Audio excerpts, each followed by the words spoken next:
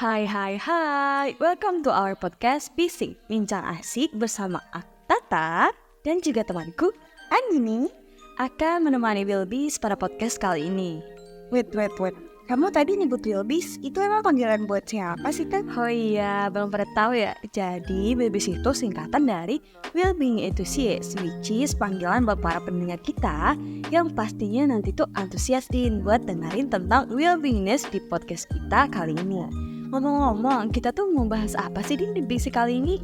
Bahasan yang menarik dong tentunya. Cluenya tuh tentang mental health, dimana bahasan ini sering banget kita dengar di berbagai kalangan dan juga lingkungan kita. By the way, sebelum melanjut ke pembahasan, kira-kira kamu tahu nggak sih apa itu mental health?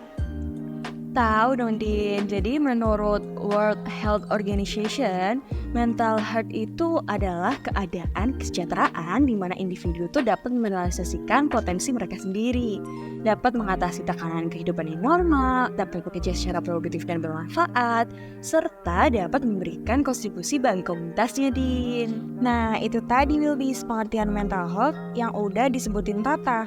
Berarti mental health tuh sebenarnya penting banget ya di era modern ini. Bener, penting banget. Tapi kenapa ya masih sering diabaikan? Padahal dampaknya tuh besar banget loh.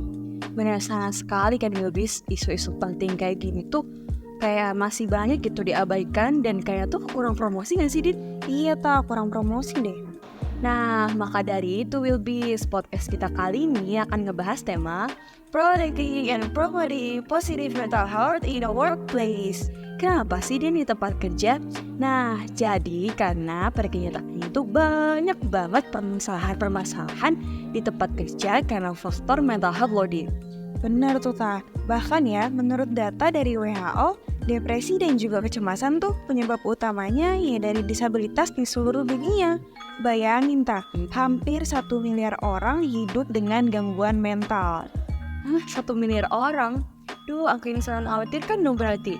Berarti kalau kayak gitu di tempat kerja tuh masalah kesehatan mental bisa berdampak pada banyak hal ya, seperti produktivitas yang menurun, absensi yang tinggi, dan bahkan bisa-bisa turnover karyawan yang tinggi itu karena kesehatan mental ya Din. Karena menurut studi dari American Psychological Association, sekitar 60% dari semua hari kerja yang hilang itu emang disebabkan oleh masalah kesehatan mental seperti depresi dan juga stres atau Wilbis. Iya banyak sekali nih Wilbis indikasi-indikasi penyebab gangguan mental di lingkungan kerja, kayak rasa cemas yang tiba-tiba muncul dan juga rekan kerja yang toksik. Kamu tahu gak sih gimana cara ngatasin rasa cemas yang tiba-tiba muncul di tempat kerja? Aduh, gimana tadi caranya? Nah, salah satunya adalah Wilbis bisa lakukan dengan menciptakan lingkungan kerja yang mendukung dan juga terbuka untuk diskusi tentang kesehatan mental. Iya ya. Kalau teman-teman toksik di tempat kerja, gimana ya cara ngatasinnya? Aduh, rekan kerja toksik itu emang benar-benar menantang di sini Wilbis.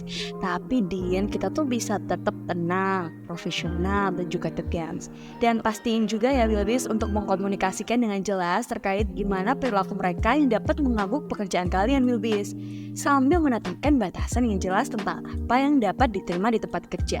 Catat juga nih setiap insiden-insiden kecil secara terperinci sebagai bukti jika emang nanti tuh diperlukan tindakan lebih lanjut. Cari juga dukungan dari rekan kerja lain atau bahkan atasan kalian, serta hindari kontak dengan rekan kerja yang toksik tersebut jika emang memungkinkan. Yang terpenting nih Wilbis, jangan biarkan perilaku mereka mengalihkan fokus kalian dari tanggung jawab pekerjaan sendiri.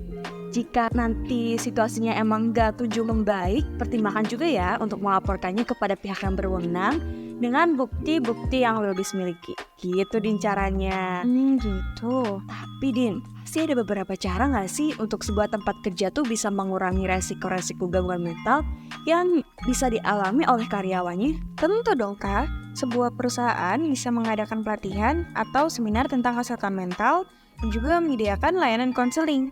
Gak cuma itu, mereka juga bisa memberikan cuti khusus untuk kesehatan mental. Studi dari Deloitte menunjukkan bahwa setiap $1 yang diinvestasikan untuk program kesehatan mental di tempat kerja, perusahaan bisa mendapatkan pengembalian hingga $4 loh, dalam bentuk produktivitas yang lebih tinggi dan biaya kesehatan yang lebih rendah. Keren banget, menguntungkan ya Babis. Selain itu, penting juga nggak sih Din bagi manajer tuh untuk dilatih gitu dalam mengenali tanda-tanda masalah kesehatan mental pada karyawan dan bagaimana cara mereka mendukung karyawan tersebut. Keterampilan-keterampilan seperti ini tuh Wilbis bisa membantu manajer untuk memberikan dukungan yang tepat pada waktu yang tepat juga loh. Iya benar nih Wilbis dan Tata. Jangan lupa juga ya, kita kan tadi udah bahas tentang masalah rekan kerja toksik. Rekan kerja ini tuh emang memiliki peran penting dalam mempromosikan kesehatan mental yang positif. Misalnya kita bisa lakukan dengan cara saling mendukung, tidak menjudge, dan juga menciptakan lingkungan yang aman untuk berbagi masalah atau kesulitan yang dihadapi.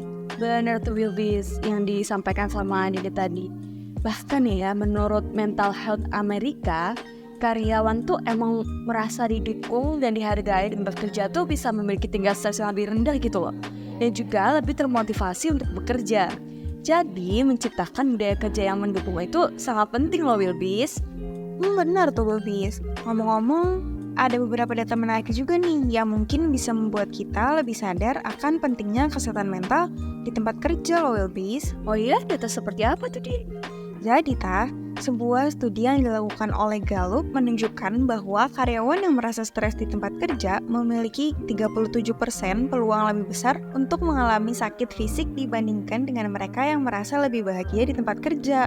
Selain itu, riset dari Harvard Business Review menunjukkan bahwa perusahaan yang tidak mengelola stres di tempat kerja bisa kehilangan produktivitas hingga 32% loh, Ta. Waduh, 32% Din. Angka yang gede dong.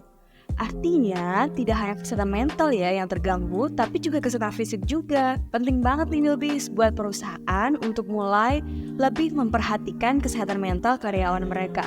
Kira-kira Din, perusahaan besar tuh ada nggak sih yang punya strategi buat concern ke mental health karyawannya tuh? Ada dong. Contohnya ini Google. Itu kan perusahaan yang terkenal banget ya, Tan. Mereka tuh punya program kesejahteraan karyawannya loh.